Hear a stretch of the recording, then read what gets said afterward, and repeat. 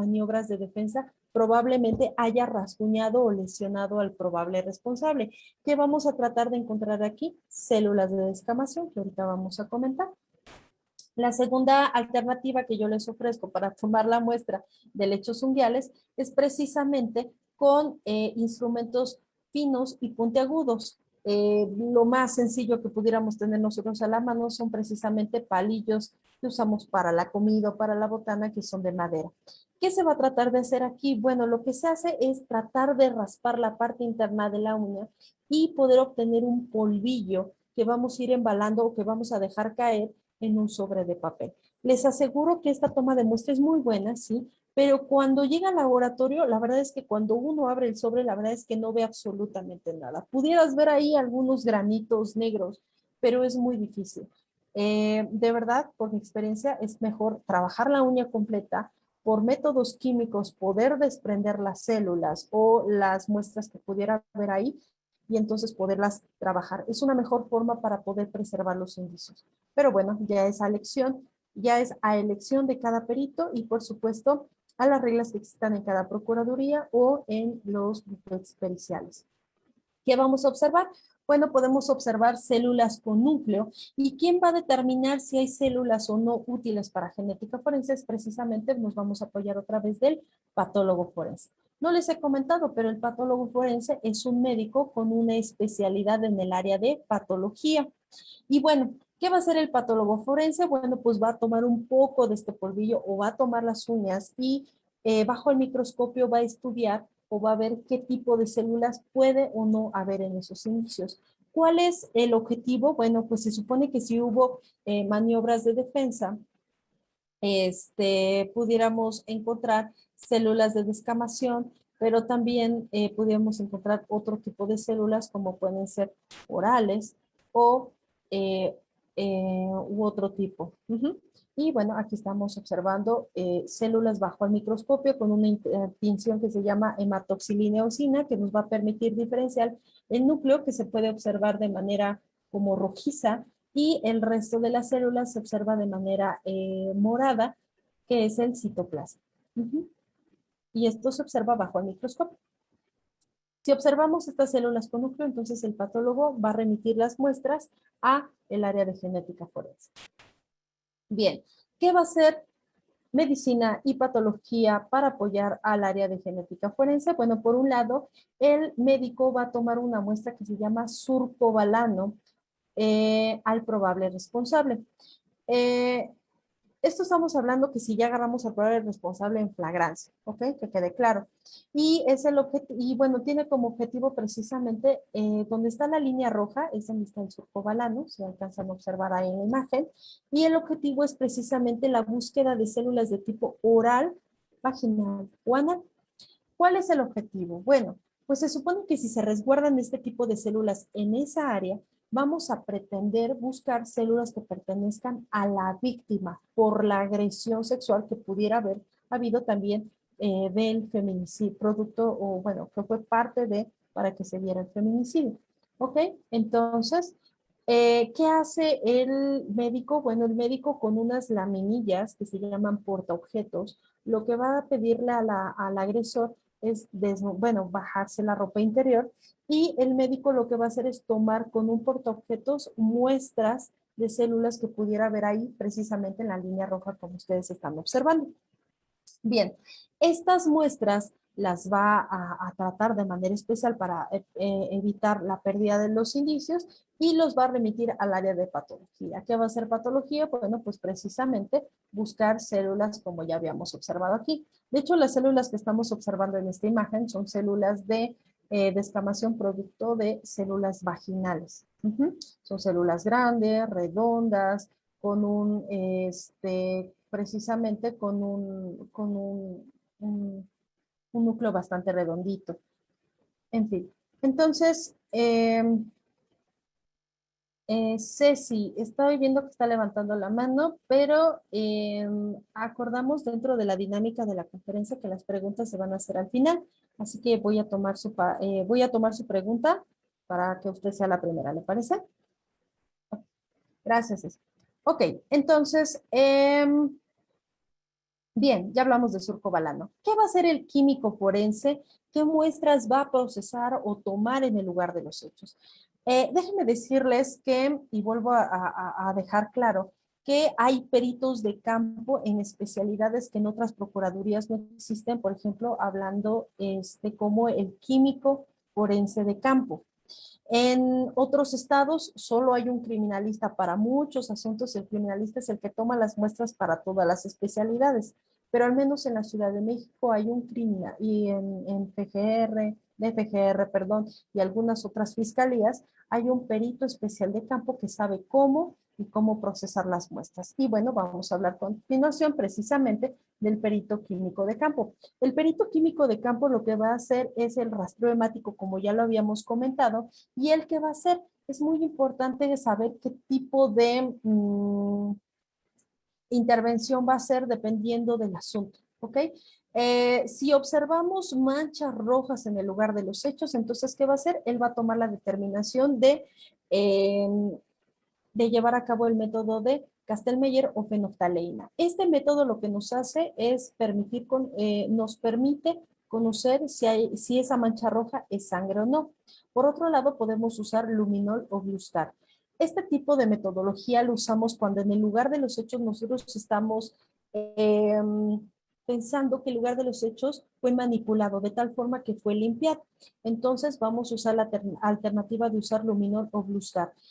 Ambas pruebas tienen como objetivo identificar a la hemoglobina de la sangre y explico rápidamente los eritrocitos, las células, nuestra sangre es roja porque tenemos células rojas y estas células rojas son así porque en el centro tienen una molécula de hierro. Entonces, y esta molécula de hierro se llama hemoglobina. Entonces, precisamente estas pruebas de Kastelmeyer y luminol lo que hacen es identificar el hierro de la hemoglobina de las células rojas, que son las que le dan el color rojo a la sangre y son las que nos permiten conocer si hay sangre o no. Ojo, estas pruebas son presuntivas y se les llama presuntivas debido a que estas pruebas pueden tener falsos positivos o negativos. Ajá. En la naturaleza no es exclusivo el hierro de la sangre. Podemos tener hierro debido a otros tipos de manchas hemáticas que pueden pertenecer a sangre de animales o podemos tener hierro precisamente por algunas molduras u objetos que pudiera haber en el lugar de los hechos. ¿Ok? O algunas peroxidasas que pudiera haber, es decir, algunas moléculas propias de frijoles, de algunos peróxidos como cloros. Bien, y el laboratorio de química forense vamos ahora sí, a estudiar si esas manchas hemáticas que probablemente nos dieron positivo a sangre, las vamos a confirmar en el laboratorio de química forense. ¿Con qué? Con pruebas como cristales de Teichmann o Takayama. ¿Qué es esto? Bueno, vamos a poner vamos a procesar la muestra de sangre con ácidos, precisamente como ácido acético. Vamos a ver la formación de cristales, cafés o rosas que se forman debido a una reacción química y las vamos a observar bajo el microscopio. ¿Qué otra cosa hace el perito químico? Pero ya en laboratorio hace pruebas inmunológicas para poder conocer si la sangre levantada en el lugar de los hechos es de origen humano o animal. Y esto lo hacemos con pruebas inmunológicas. Imagínense una prueba de embarazo donde una línea nos da con que eso no es sangre humana y dos líneas nos da un resultado de que sí es sangre humana. Así nosotros podemos leer en unos plaquitas o cassettes si es sangre o no humana y finalmente también el perito químico determina el grupo sanguíneo.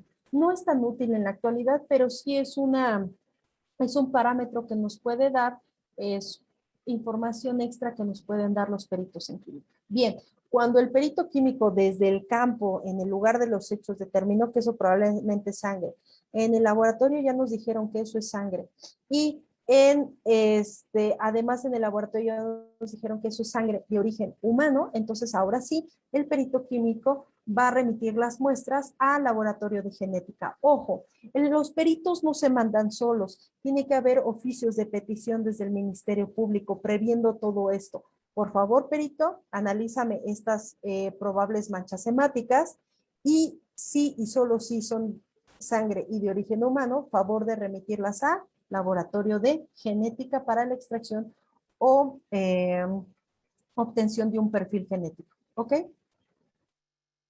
Y bueno, ahí estamos viendo el levantamiento de una mancha hemática. Es muy importante tomar en cuenta que una mancha hemática se levanta en el lugar de los hechos de muchas formas. Puede ser por hisopos, ajá, es decir, como cotonetes, pero son especiales para el lugar de los hechos. Pueden ser telas sin apresto, pueden ser con bulbos, ajá, ya sea de vidrio o de plástico para poder tomar la muestra del agua hemático y poderla embalar en unos tubos, ya sea de vidrio o de plástico. Es muy importante que, como observamos ahí en la imagen, tomemos la muestra siempre con solución salina. ¿Qué quiere decir esto? Por el cuerpo humano es salado.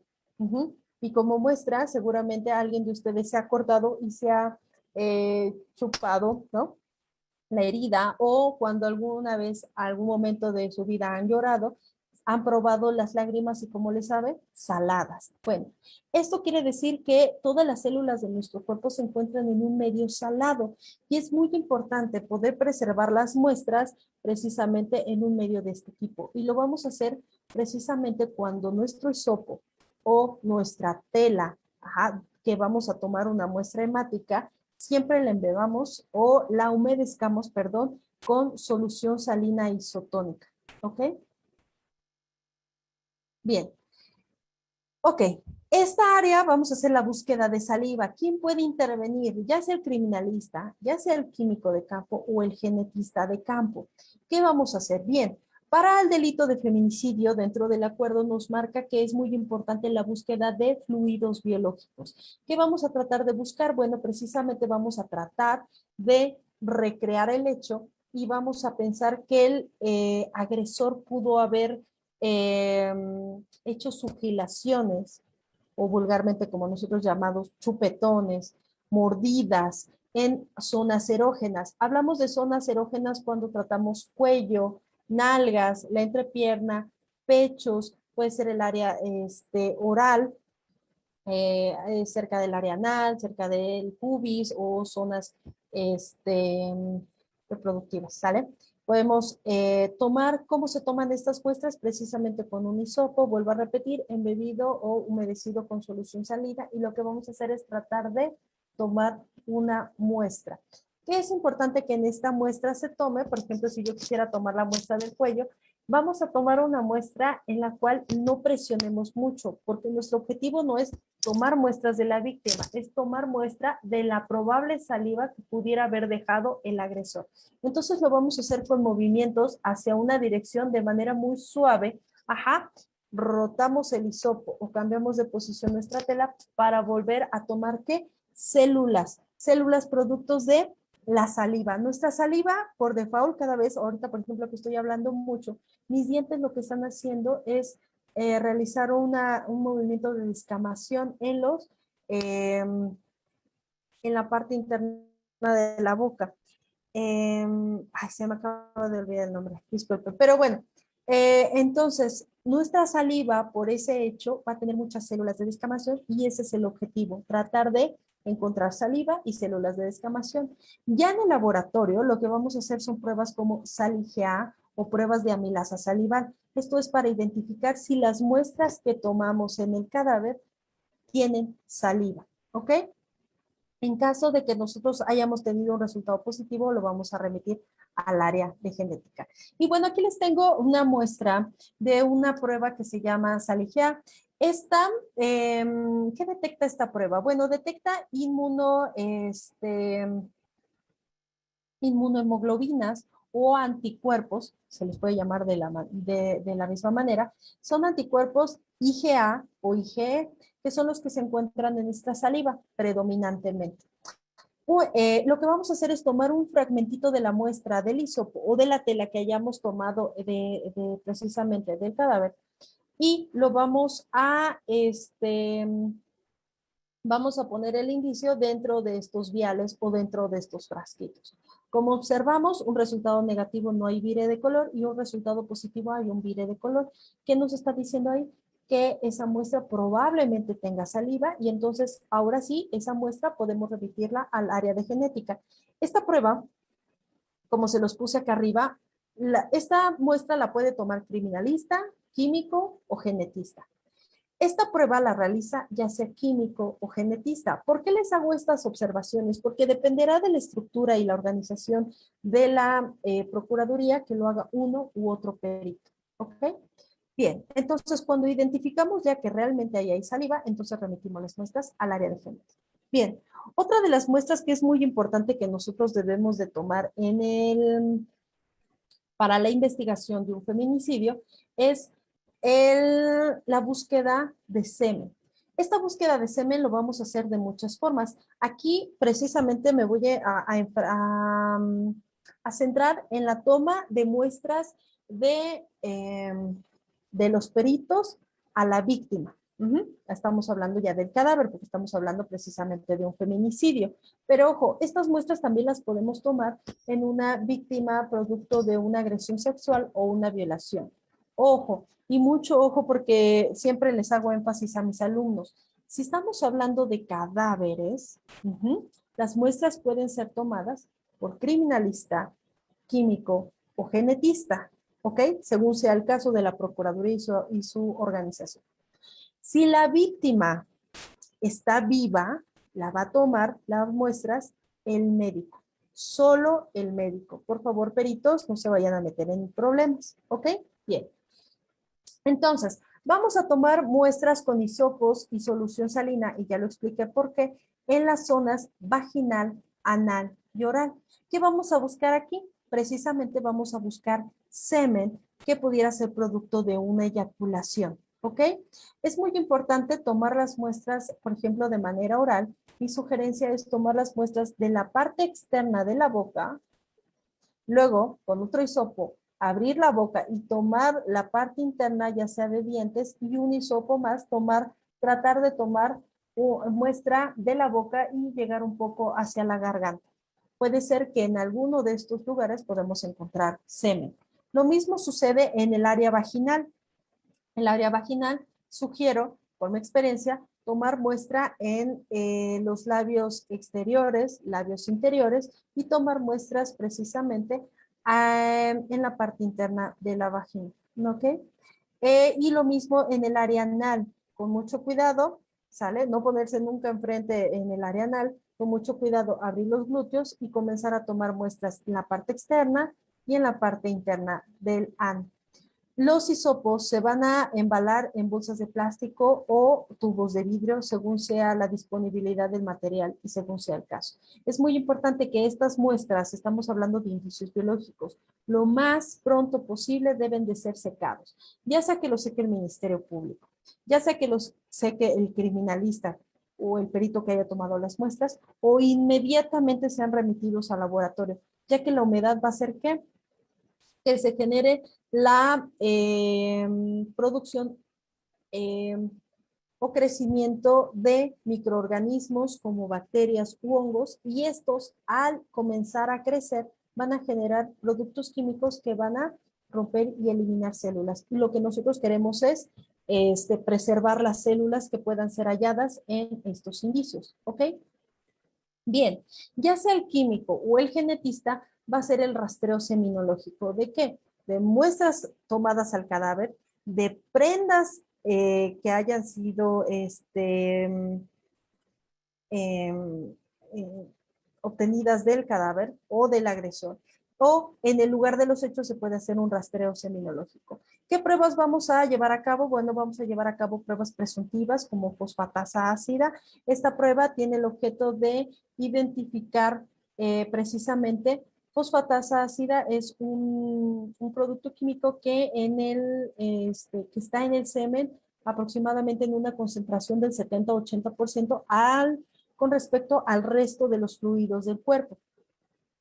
Podemos hacer un rastreo seminológico también con luz ultravioleta. Ahorita les voy a poner las imágenes, y esto es porque nosotros lo que hacemos es, con la luz UV, hacemos incidir, y lo que estamos observando son compuestos nitrogenados llamados flavinas. Pruebas confirmativas, como pueden ser las microscópicas, puede ser la búsqueda precisamente de células espermáticas a partir de los indicios. Ojo, las pruebas presuntivas se pueden hacer en el lugar de los hechos y las pruebas confirmativas se hacen ya en laboratorio, ya sea de química o genética, así como la prueba de P30. La prueba de P30 es una prueba que se hace muy similar a la prueba para el hallazgo de sangre humana o animal. Esto es, imagínense una prueba de embarazo, exponemos nuestro indicio, claro, lo preparamos y exponemos nuestros indicios y ahí nos va a salir una línea, no hay proteína prostática, dos líneas, sí hay proteína prostática y esta puede ser una prueba confirmatoria de que precisamente ahí hay semen, ¿ok? Bien, así se ve el semen expuesto con una lámpara Blue Max o una lámpara que emite luz ultravioleta. Es muy importante que, bueno, nosotros lo estamos viendo en una imagen, pero es muy importante que cuando nosotros hagamos este rastreo seminológico, nosotros usemos unos gogles o unos filtros de color naranja, porque estos nos van a permitir ver el rango de la luz ultravioleta y poder observar las manchas seminológicas. Aquí lo que estamos observando es una mancha blanca y esto solo se observa así cuando estamos hablando de indicios o de sobre sustratos blancos. Buscar una mancha producto del semen con una lámpara de luz UV en un sustrato negro se va a dificultarse un poco. Así que yo sugiero verlo solo a simple vista. A simple vista, el semen sobre un sustrato de color negro, vamos a ver una mancha blanca y va a ser más fácil visualizarlo. Pero si estamos hablando de un sustrato blanco, se sugiere usar la lámpara de luz ultravioleta. Y lo que estamos viendo que se refleja es precisamente las flavinas. Son compuestos que tienen nitrógeno y el nitrógeno al incidir con la luz ultravioleta vamos a generar esta eh, quimioluminiscencia. ¿Ok? Bien, la prueba presuntiva de fosfatasa ácida es una prueba en la cual vamos a detectar precisamente la fosfatasa ácida que está en grandes concentraciones en el semen y al ver una coloración rosa mexicano, vamos a ver si es una prueba positiva o no. Bien, por último, hablando de la intervención del genetista en un caso de feminicidio, al menos en la Ciudad de México, lo que va a hacer es que una vez hechos los análisis correspondientes, va a comparar el perfil genético del cual ahorita vamos a hablar con una base de datos. Y esta base de datos que tiene al menos la Ciudad de México se denomina SISGEN, ¿ok? Pero ahorita entonces vamos a hablar que es un perfil genético. Bien, así se ven las células espermáticas, producto de una muestra seminal. Nosotros comúnmente, como vemos, bueno, no sé si aquí tengo, sí tengo señalado.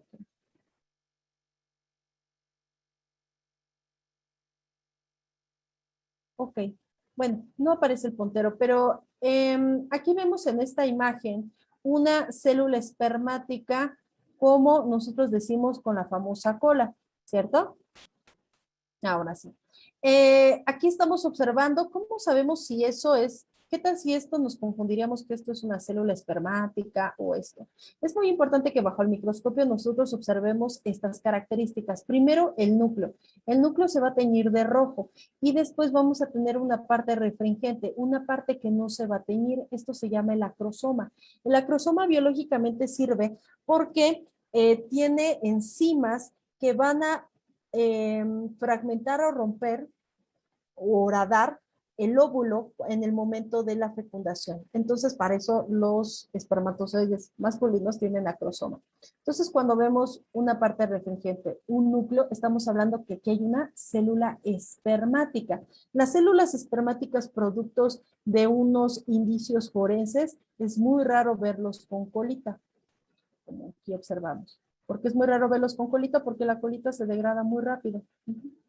Entonces, usualmente bajo el microscopio vamos a ver este tipo de células espermáticas. Cuando vemos eso, entonces sabemos que ahí hay espermas, ¿ok?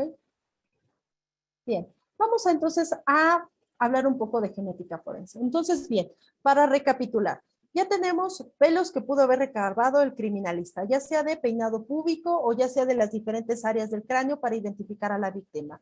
Tenemos muestras de surco balano que las tomó el médico, al probar responsable las analizó el patólogo y ya las remitió a genética. Tenemos muestras productos de el rastreo para buscar saliva, ¿sale? Las puede tomar criminalista o químico o genetista. ¿Cuál es el objetivo? Buscar saliva o células de escamación oral. Tenemos además células espermáticas que son halladas de un rastreo seminológico, ya sea que se hayan hecho en prendas, en el cadáver o en el lugar de los hechos. ¿Ok? Entonces, cuando tenemos ya todo este material, entonces ahora sí ya podemos hablar de genética forense, pero permítanme hablarles antes de qué es la genética forense y de dónde viene la genética forense. Bien, pues vámonos a remontar un poquito atrás hablando de la historia de la genética forense. La genética forense es producto del área forense y no hablaríamos del área forense si no mencionáramos precisamente a Hans Gross. ¿Por qué? Porque él hizo un manual, precisamente el otro día estaba comentando con un colega, el cual se llama el Manual del Juez como sistema de criminalística. ¿Qué hizo este investigador? Bueno, sentar las bases para la identificación de individuos, ¿sale? Finalmente, la genética es parte del grupo de especialidades de identificación humana. Posteriormente, Vucetich genera un hallazgo científico cuando da a conocer esto a un grupo de científicos, sus observaciones e investigaciones, muchos se rieron. Ya había habido, obvio, investigadores que habían reportado previamente estas diferencias que hay en las impresiones dactilares, pero él generó o propuso un sistema de identificación. Este sistema de identificación se utiliza mucho en Latinoamérica. Pero bueno, hablamos también de identificación humana. Ojo, solo como dato curioso, la genética forense por ahora todavía no puede discriminar gemelos idénticos, o nosotros le llamamos gemelos univitelinos, ¿sale? Esos gemelos que solo los puedes identificar con un lunar, o porque uno se peina del lado derecho y el otro del lado izquierdo, ¿ok? Pero al analizar huellas dactilares, puedes claramente identificar al gemelo malo y al gemelo bueno, ¿ok? Edmond Locard, en el siglo pasado, precisamente propone uno de los tantos principios y es precisamente el principio de intercambio. En un delito de feminicidio siempre hay indicios de intercambio, tanto de la víctima al agresor como del agresor a la víctima.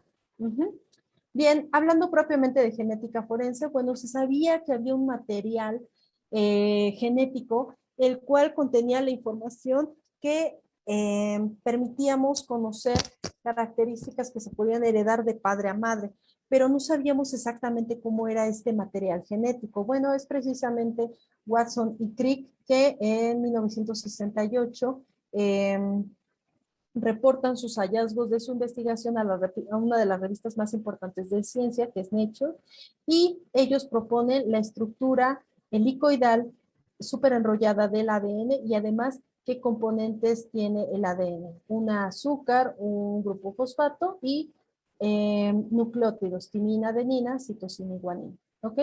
Claro que estas investigaciones fueron apoyadas con las investigaciones que antes ya había hecho Rosalind Franklin. Digamos que esta es la primera fotografía que se le tomó al DNA y con estudios de física y matemática, entonces Watson y Crick pudieron predecir que, bueno, pudieron reportar al final que la estructura del ADN es de esta forma. ¿Ok? Claro que como eran los 50 y hablando de feminicidios y bajezas que hacen los hombres, perdónenme, pero eso fue en los 50, ¿eh? No son ustedes, caballeros. A Rosalind Franklin no se le dio este reconocimiento hasta hace unos 20 años, porque era mujer y las mujeres en ciencia no podían perfilar. Bien, Karen Mullis propone una de las técnicas las cuales utiliza la genética forense. De esta forma ni siquiera podríamos estudiarla. ¿Qué hace la técnica que propone este investigador en 1985? Es lo que estamos observando en esta imagen. Imagínense que en el lugar de los hechos solo hallaríamos una gotita de sangre. Si no fuera por esta técnica, no podríamos satanizarla. Pero Karen Mullis propone una técnica bioquímica que de una hebra de DNA podemos generar miles y cientos de hebras de DNA. ¿Y esto para qué? Para que los aparatos que se usan en el laboratorio de genética forense pudieran estudiar el DNA. De otra forma, no podríamos. Bueno, finalmente le vamos a dar el reconocimiento al padre de la genética forense o de la huella genética, también se le puede decir, a Alec Jeffries. ¿Qué hizo Alec Jeffries? Bueno, vamos a ver un poquito más adelante. Alec Jeffries lo que hace es estudiar el DNA y dentro del DNA se da cuenta que hay unas características que son características repetidas. Hay unas características que se repiten y estas características que se repiten se heredan de generación en generación, lo que nosotros llamamos STRs o secuencias cortas repetidas, que ahorita vamos a comentar esto. Entonces, Alec Jeffries, con este descubrimiento, se le da el nombre de el padre de la genética forense.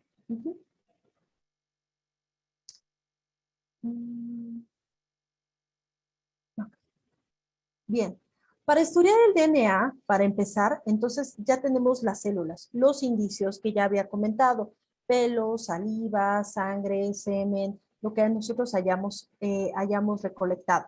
Pero la genética forense como tal no puede estudiar estos indicios de manera directa. ¿Qué tenemos que hacer? Dentro del laboratorio se hacen diferentes procesos químicos para poder generar el siguiente objeto, destruir las células. ¿Para qué vamos a destruir las células? Pues como vemos aquí, permítame un segundo.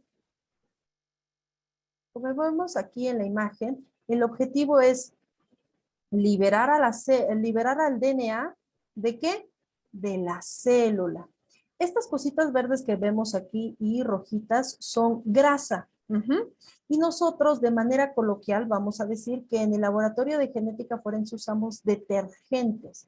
Por eso nosotros tenemos mucho éxito cuando lavamos nuestra ropa. ¿Con qué? Con detergentes. Vamos a tener grasas, aceites que nosotros mismos vamos a ir generando a lo largo del día en nuestras prendas. ¿Y por qué las podemos lavar y por qué tenemos éxito? Ah, porque usó un detergente que va a atrapar las células de grasa, y proteínas que tiene mi célula, o en este caso nuestras prendas. ¿Y qué va a hacer el detergente? Como tiene una afinidad química, las va a atrapar y por eso, una vez que el detergente atrapa las grasas y eso, vamos a enjuagar para que elimine la grasa de nuestras prendas. Pero aquí estamos hablando de genética. Entonces, el detergente lo que va a hacer es que agarrar lípidos y proteínas y vamos a permitir liberar el DNA de nuestra célula, ¿ok? Este proceso se llama extracción de DNA. Posteriormente se hace un proceso de cuantificación y posteriormente se hace el proceso de PCR que ya vimos aquí arribita. ¿Sí? Ahora sí, liberado el DNA, lo que vamos a hacer es multiplicarlo, ¿ok? No nos vamos a adentrar mucho en técnicas de biología molecular porque no es el objetivo, pero lo que quiero decirles es que seguramente si alguien hizo una buena práctica de biología en la prepa o en la universidad, al a tener alcohol, detergentes, eso vamos a poder liberar el DNA. ¿Sale? De manera muy sencilla, si ustedes quieren hacerlo, en internet hay varios tutoriales para poder obtener su DNA a partir de su saliva y lo que vamos a encontrar es esto. Pero bueno, esto es encontrado de manera masiva, en el lugar de, en el laboratorio de genética forense nunca vamos a ver el DNA, pero bueno, esto es para hacerlos entender que con la ayuda de alcoholes, de detergentes y algunos otros compuestos químicos, vamos a poder obtener el DNA que va a ser estudiado en el laboratorio de genética. Ok.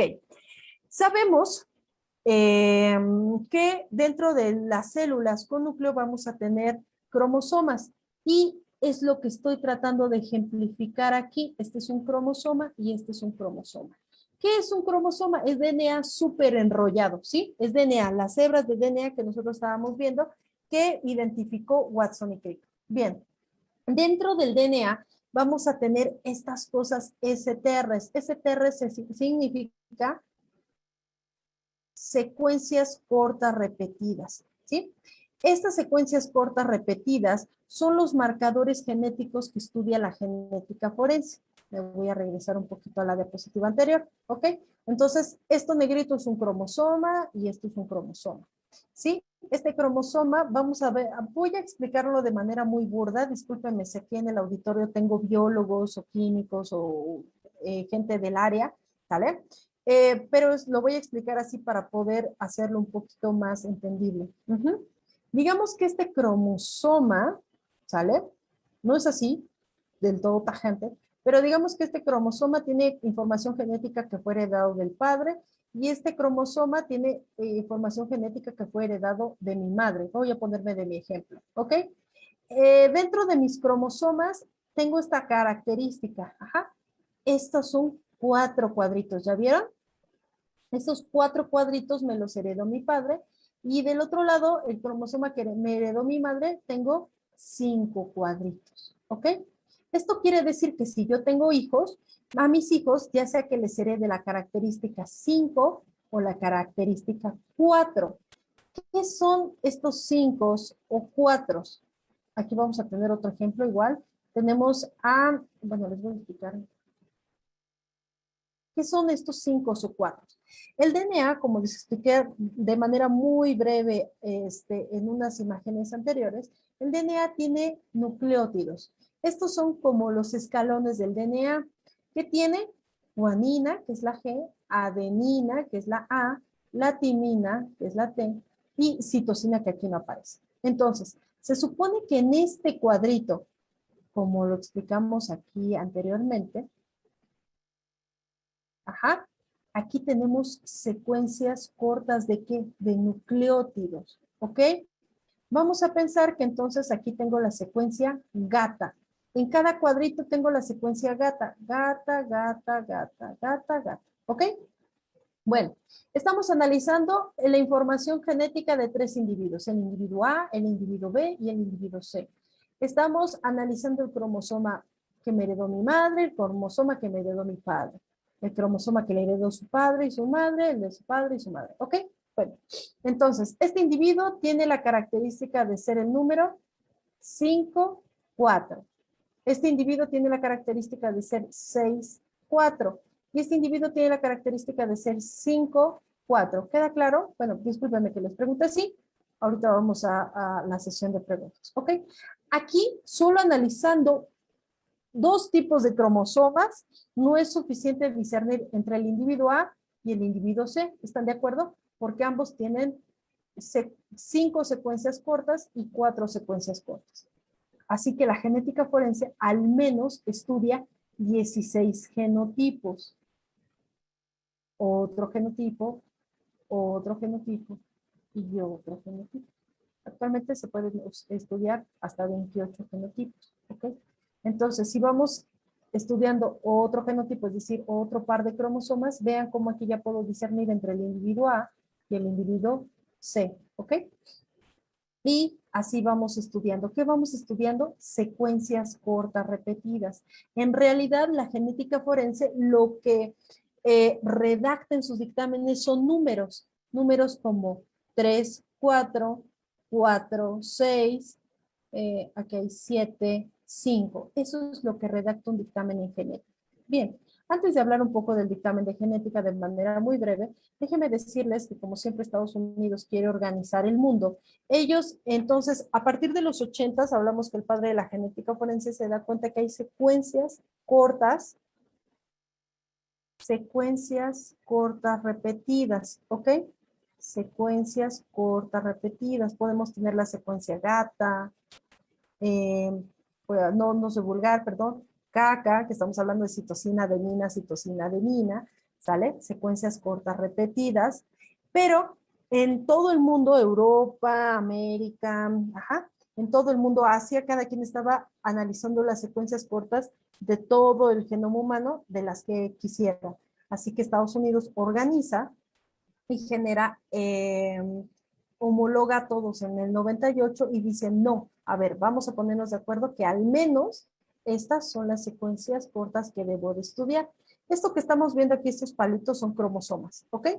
Y estos nombrecitos son las secuencias cortas que estamos analizando específicamente en esa posición de todos los cromosomas. Si recuerdan sus clases de biología, nosotros tenemos 23 pares de cromosomas o 46 cromosomas. Ajá, 23 pares. Aquí hay un par, aquí hay otro par, aquí hay otro par de cromosomas y otro par de cromosomas. ¿Ok?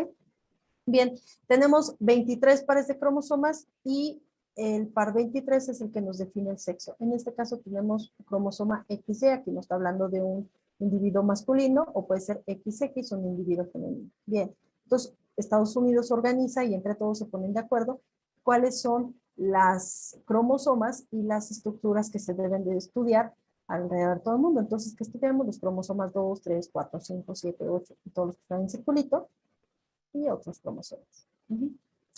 La melogenina es un gen que expresa lo que es el esmalte de la dentina y hay partes que son distintas entre hombres y mujeres dentro de la secuencia del genoma y bueno, eso es lo que se estudia para definir el sexo. Bien, ¿qué reporta al final un genetista forense? Un electroferograma. Disculpen que no sea tan específico, precisamente para hablar de genética forense se necesitarían otras clases y otra charla, pero el objetivo era hablar de feminicidios, hablar de las muestras y finalmente hablar de lo que reporta el genetista forense. ¿Qué reporta el genetista forense? Bueno, podemos ver dentro del dictamen de genética forense algo que se llama un perfil genético. Y un perfil genético es el análisis, es el análisis de estos cromosomas, ¿ok? De esas posiciones de esos cromosomas y lo va a reportar ¿en dónde? Lo va a reportar en un electroferograma, ¿sale? Que va a tener la información genética de cada individuo. ¿Pero qué reporta la genética? Reporta las repeticiones de secuencias. ¿De qué? De los nucleótidos. Vuelvo a repetir, los nucleótidos son adenina, guanina, citosina y timina. Entonces, aquí estamos viendo unos piquitos. ¿Ya vieron? En la primera fila, si no están viendo la manita que estoy poniendo aquí, tenemos el numerito 1314. ¿Qué estamos ahí observando? 13 significa que la secuencia gata está repetida 13 veces, 13 veces. Gata, gata, gata, gata, gata, gata, 13 veces. Y en ese mismo individuo, el otro cromosoma que le heredó el padre o la madre, está repetido 14 veces. Gata, gata, gata, 14 veces. ¿Ok? Entonces vamos a pretender que el 13 a lo mejor lo heredó el padre y el 14 se lo heredó la madre. ¿Ok? Entonces, en un análisis hablamos de paternidad, que no es el tema de hoy, lo que vamos a ver es que cada uno de los padres haya heredado una característica que tiene en su perfil genético. Si es mi padre, entonces él me heredó el 13 y si es mi madre, ella me heredó el 14. Ajá. Vámonos a otro genotipo, otro cromosoma. Mi padre a lo mejor me heredó el 29 y mi madre me heredó el 32.2. Esto 32.2 quiere decir que, por ejemplo, la secuencia gata la heredaron 32 veces, gata, gata, gata, gata, pero hay un fragmentito que solo es ga, por eso es .2, ¿ok? Bueno, eso no importa. Vamos a ver en la segunda línea, en la parte de abajo, que solo hay un 29. Bueno, esto es porque cada línea que aquí nosotros ya vemos se llama bin y solo en ese bin cabe la secuencia o el número 29. Eso quiere decir que el padre y la madre probablemente heredaron secuencias cortas repetidas 29 veces. El padre heredó el 29 y también la madre, y bueno, pues el aparato solo nos indica eso, ¿ok? Entonces, ¿qué hacemos en un caso de genética forense de un feminicidio?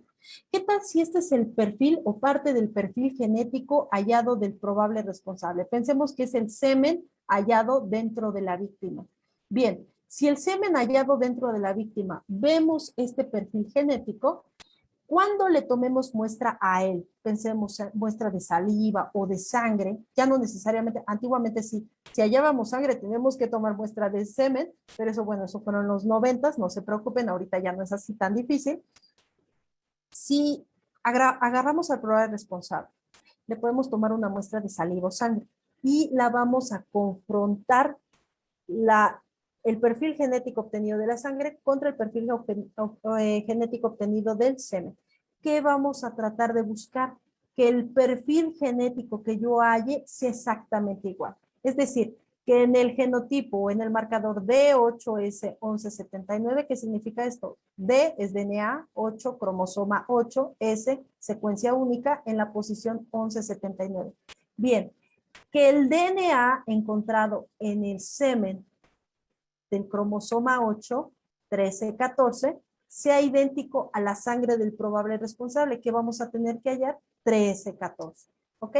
Entonces, nuestras características genéticas halladas en el semen y en la sangre del probable responsable cuando lo hayamos tomado deben de ser exactamente iguales. Y con esto podemos relacionar que él fue el probable responsable. ¿Quién? ¿Quien realizó las fugilaciones?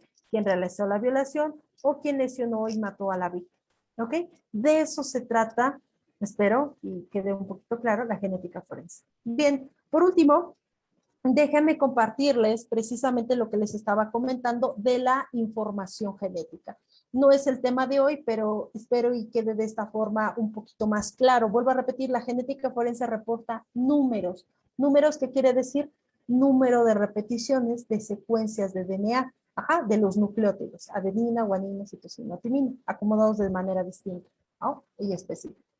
Estamos viendo este caso en biología o en genética. Las mujeres se ponen como circulitos y los hombres en cuadrito. Entonces aquí tenemos un padre, una madre y un hijo varón. ¿Ok? En este caso, estamos hablando de un caso de mutación, por favor no me hagan caso, pero vamos a hablar en este caso en especial. La madre es 15-17, en un cromosoma en especial, la madre tiene la característica 15 repeticiones y 17 repeticiones. Y el padre en ese mismo cromosoma tiene 14 repeticiones y 18 repeticiones. Bien. ¿Quién le heredó el 15 al hijo? Bien, pues la madre, exactamente. La madre heredó sus 15 repeticiones al cromosoma de los hijos, del hijo. ¿Y quién le heredó el 18? Pues claramente fue el padre. Y así hacemos los estudios de paternidad. Cuando nosotros tenemos un electroferograma del padre y el hijo, lo que estamos buscando es que nuestras características coincidan en todos los marcadores o genotipos. ¿Ok? Cuando decimos que no es padre e hijo, bueno, aquí estamos hablando de una mutación, pero vamos a pensar que este no es su padre. Bien, el 17 fue heredado por la madre y el 13 fue heredado por el lechero o el carnicero, porque por el padre definitivamente no. Pero bueno, aquí hablamos de mutación, este es otro tema de genética, pero bueno, espero que haya quedado claro, que les haya sido muy útil la explicación. Déjenme tratar de recapitular. El feminicidio, entonces, de manera legal, estamos hablando que es la privación de la libertad de una mujer por violencia de género. Es decir, que su agresor haya tratado de tener ánimos de sometimiento, de demostrar su poder y finalmente de terminar con la vida de la víctima. ¿Ok? Tenemos acuerdos, los cuales publican las procuradurías, las cuales nos van a dar los lineamientos y nos van a decir quién debe de actuar de qué forma y qué muestras debe de tomar o qué procedimientos debe de hacer cada perito. Ya hablamos que en el protocolo o el acuerdo de feminicidio, el cual mostré de la Ciudad de México, nos habla de todos los actores que deben de intervenir. Un acuerdo es muy largo, no solo hablamos de los peritos, se habla de las diferentes instituciones, ministerios públicos, policías que deben de hacer, pero ahorita solo nos centramos en peritos, ¿ok? Entonces ya vimos todos los peritos que pueden intervenir: odontología, medicina, criminalista, fotografía, retrato hablado, química, genética, entre otros, ¿ok? Hasta psicología. Antropólogo también me faltó mencionar, que también viene del acuerdo. Y finalmente hablamos de las muestras que debe de tomar quién: criminalista, médico, químico, y en los análisis que hace el patólogo para finalmente darle las muestras a genética. ¿Y qué va a hacer genética? Emitir un perfil genético. Es obligación del genetista confrontar los resultados para decir, efectivamente, la sangre pertenecía a la víctima, el semen pertenecía o no al agresor, la saliva pertenecía o no al agresor, o los pelos en dado caso. ¿Ok? Pues agradezco mucho su atención y por mi parte por ahora es todo.